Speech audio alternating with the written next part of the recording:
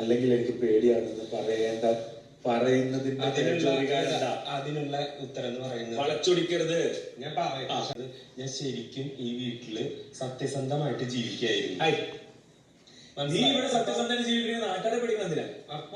അപ്പൊ അങ്ങനെ വരുമ്പോ ചിലപ്പോ ഞാനൊരു പെർഫെക്റ്റ് ആയിട്ടുള്ള ഒരാളെ അല്ല, മനസ്സിലായോ? ഒരുപാട് തെറ്റ് ഞാൻ വന്ന അന്നും ഒക്കെ എന്തോരം കാര്യങ്ങൾ ചെയ്തിട്ടുണ്ട് എന്നുള്ളത്, തെറ്റായിട്ടുള്ള കാര്യങ്ങൾ ചെയ്തിട്ടുണ്ട് എന്നുള്ളത് ഞാൻ ഇപ്പൊ ആലോചിച്ച് പോവാണ്. അതൊക്കെ കണ്ടിട്ട് ചിലപ്പോ എന്റെ വീട്ടുകാർക്ക് എന്നോട് ചിലപ്പോ ദേഷ്യം തോന്നിയില്ല. ഞാൻ ചോദിക്കട്ടെ, മനസ്സിലായോ? ഹൗസ് മേറ്റ്സ് ഇവിടെയുള്ള ഞാൻ പറയട്ടെ, ഹൗസ് മേറ്റ്സ് എന്നെ പറയാറുണ്ട് എന്ത് മോരടൻ സ്വഭാവമായിരുന്നു എന്റെ എന്നുള്ളത്. സ്ട്രാറ്റജി ഗെയിം ഷാനാസ്, ഒരു മിനിറ്റ് ഞാൻ പറയട്ടെ, കംപ്ലീറ്റ് ചെയ്യട്ടെ. എന്ത് മോരടൻ സ്വഭാവമായിരുന്നു എന്റെ എന്നുള്ളത് ഇവിടെ വന്ന ഈ രഞ്ജിത്തേട്ടൻ അടക്കം എത്രയോ തവണ ഇപ്പൊ തന്നെ പറഞ്ഞിട്ടുണ്ട്.